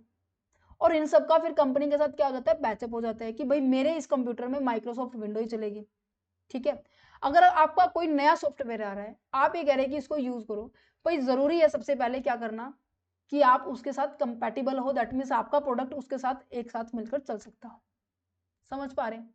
मीन्स कि आप अगर उसे चेंज करना चाह रहे हैं, स्विच करना चाह रहे हैं, तो उसकी कॉस्ट क्या दिखाई देनी चाहिए कि भाई आपको मैं अगर यूज कर रहा हूँ ना, तो मेरी कॉस्ट ज्यादा आ रही है, मैं इससे बढ़िया मैं पुराने वाला यूज करूँ। देखिए जैसे एग्जांपल है, some firm make the consumer depend on there is a product. जैसे कि काफी सारी फर्म क्या होती है? कंज्यूमर के ऊपर डिपेंड होती है कि कंज्यूमर किस तरीके की सर्विस एंड प्रोडक्ट को यूज कर रहे हैं। जैसे माइक्रोसॉफ्ट विंडो जो होती है, once you can use it, अगर आपने एक बार यूज कर लिया, जैसे मैं भी फिलहाल यही यूज करती हूँ, ठीक है, it is a hard to switch because there most PCs and the software are the compatible only with that. Most of जितने भी सॉफ्टवेयर है, ये जो PCs है, ठीक है, कंप्यूटर है, ठीक है, वो इसी सॉफ्टवेयर के साथ चलते हैं, माइक्रोसॉफ्ट विंडो के साथ, ठीक है। तो टाइप ऑफ बैरियर आ गया समझ में, नेचुरल है, लीगल है, स्ट्रेटेजी के अंदर काफी सारे पॉइंट आ गए। ओके, अच्छा, स्ट्रेटेजिक एंट्री बैरियर क्या है? स्ट्रेटेजिक दैट मीन जो कि आप इंटेंशनली करते हैं, ठीक है, ये आपको मैंने बता दिया। क्यों फर्म इसको क्रिएट करती है? क्योंकि भाई जो फर्म है जितना प्रॉफिट कमा रही है उसको मैं एज इट इज मेंटेन करना चाह रही है, कस्टमर मेरे पास ही आए, मैं मार्केट में और ज्यादा एरिया को मैं कवर करूं, ठीक है। अच्छा, टाइप ऑफ द स्ट्रेटेजी क्या है? प्रोडक्ट को डिफरेंशिएट करना, डिफरेंशिएट एडवांटेज होना, ये आपका आ गया। अच्छा, जो पॉइंट अलग है मैं उसको समझाऊंगा, ठीक है। प्रोडक्ट डिफरेंशिएशन का मतलब है कि आपका प्रोडक्ट दूसरों से यूनिक नजर आ रहा है, सुपीरियर है, कस्टमर आपको प्रेफर कर रहे हैं। अगर आपका प्रोडक्ट डिफरेंशिएट होगा, देखो आईफोन और अदर फोन के एग्जाम्पल दूं, ठीक है, आप किसी का भी ले लीजिए, रियलमी का ले लीजिए, सैमसंग का ले लीजिए, देखो सबकी फीचर अलग अलग है अपने बेस पे, ठीक है। पर आईफोन की, और मैं अगर बात की जाऊं मोटरोला की होगी है, या फिर मैं कहूँ कि रियलमी की होगी है, ठीक है, वीवो की होगी है, आईफोन में कुछ डिफरेंट है, तभी लोग इतने पैसे देकर उस आईफोन को खरीद रहे हैं। इसकी क्वालिटी होगी, यूनिकनेस होगी, उसमें कुछ अलग फीचर होगी, तो लोग उस चीज के पैसे भी देंगे। समझ पा रहे हैं? एब्सोल्यूट कॉस्ट एडवांटेज का मतलब होता है कि जो चीज आप प्रोड्यूस कर रहे हैं ना, आपके लिए वो सस्ती पड़ रही है, अगर वही चीज सामने वाला प्रोड्यूस कर रहा है उसके लिए महंगी पड़ रही है। फॉर एग्जाम्पल इसके अंदर सबसे बड़ी एग्जाम्पल है, इंडिया के अंदर क्या की जा रही है, वीट उगाई जा रही है, राइस उगाई जा रही है, जिसकी फसल के थ्रू जो भी प्रोडक्शन किया जा रहा है, इंडिया को सस्ता पड़ रहा है। अगर उसको प्रोड्यूस करने में मुझे 4,000 करोड़ रुपए का खर्चा पानी आ रहा है, वही चीज अगर मैं यूएसए के अंदर प्रोड्यूस करूं तो मेरा 6,000 करोड़ का खर्चा पानी आ रहा है। दैट मीन्स आप इस चीज के अंदर, आपके पास ये एडवांटेज है कि आपकी लागत कम आ रही है। तो एब्सोल्यूट एडवांटेज, कॉस्ट एडवांटेज का मतलब है कि cost occur when there is a existing firm can produce at a lower cost than the new firm. नई फर्म अगर आ रही है तो सिंपल सी बात है, उसको मान लीजिए यहाँ पर 6,000 का पड़ रहा है, ठीक है, समझ पा रहे हैं? ये रीजन है क्योंकि यहाँ पर किस चीजों की रिसोर्सेज अलग है, यहाँ पर कुछ चीजों की रिसोर्सेज अलग है। Scale related advantage that means economic of the scale, that means mass production, ज्यादा प्रोडक्शन बड़ी फर्म ही कर सकते हैं क्योंकि उसके पास हर चीज के साधन इजीली अवेलेबल हो सकते हैं, छोटी फर्म इसके लिए कैपेबल नहीं है। How the firm use a strategy action to block the entry, जो फर्म है वो किस तरीके से एंट्री को ब्लॉक करते हैं। अब इनमें फर्क है बच्चे, ध्यान से समझना, ये तो स्ट्रेटेजी होगी जनरल जो नॉर्मली हर एक फर्म यूज करती है। अब ये जो स्ट्रेटेजी है ये आपकी कॉस्ट से रिलेटेड है या फिर एडवांस स्ट्रेटेजी, इन दोनों पॉइंट को आप मिक्सअप कर सकते हैं, ठीक है। इसमें 4 से 5 पॉइंट है, सुनो क्या कहना चाह रहे हैं। संघ कॉस्ट स्ट्रेटेजी होती है, यहाँ पर आप इस तरीके से कर सकते हैं, जो लार्ज फर्म होती है ना वो क्या करती है, पहले से उन्होंने बहुत ज्यादा इन्वेस्टमेंट की होती है, यस या नो। अब जो चीज संघ कॉस्ट का मतलब ही क्या होता है, ऐसी कॉस्ट जो आपने ऑलरेडी इनकर्ड कर दी है और जिसका हिसाब किताब अभी आप उसको, मतलब कि उसके अंदर आप अभी चेंज नहीं कर सकते। जैसे कि मान लीजिए फॉर एग्जाम्पल, जैसे मैंने कहा, मैंने जब कैमरा को यूज बाय किया था तो मैंने वहां पर अमाउंट स्पेंड कर दी थी। अच्छा, 6 से 10 दिन के बाद मुझे पता चला कि भाई इसमें ना ये फीचर नहीं है, इसमें अगर ये फीचर होती तो मैं ये कर देती, मैं वो कर देती। इसकी जो कॉस्ट मेरी ऑलरेडी इनकर्ड हो चुकी है, क्या मैं उसमें चेंज कर पाऊंगी? कहते नहीं कर पाएंगे भाई। तो जितनी भी बड़ी बड़ी फर्म्स होती है वो ऐसी इन्वेस्टमेंट करती है जो अनरिकवरेबल होती है, ठीक है। जैसे बड़ी बिल्डिंग में इन्वेस्ट कर देना, बड़ी फैक्ट्री में इन्वेस्ट कर देना, ठीक है। आप इस तरीके से क्या करते हैं, अपने पैसे को इन्वेस्ट करते हैं और सामने वाली पार्टी को क्या लगता है कि भाई साहब इन्होंने तो बहुत हैवी इन्वेस्टमेंट की है, क्या आप कर सकते हैं? नहीं, तुम नहीं कर सकते, ठीक है। अच्छा, नेक्स्ट पॉइंट आ जाता है स्क्यूजिंग एंट्रेंट, दैट मींस सामने वाली, पहले स्क्यूजिंग का मतलब समझिए कि मींस कि सामने वाले पर्सन के ऊपर प्रेशर या फिर रिस्ट्रिक्शंस डाल रहे हैं, उसके लिए एक दिक्कत क्रिएट कर रहे हैं कि भाई तुम इस मार्केट में सरवाइव नहीं कर सकते। एंट्रेंट दैट मींस आपका जो नया कंपटीटर है, जो नया पर्सन है वो मार्केट में आ रहा है, समझ पा रहे हैं? मींस की एक ऐसी सिचुएशन क्रिएट करना where the existing firm make it harder for the new firm to enter और the compete in the market.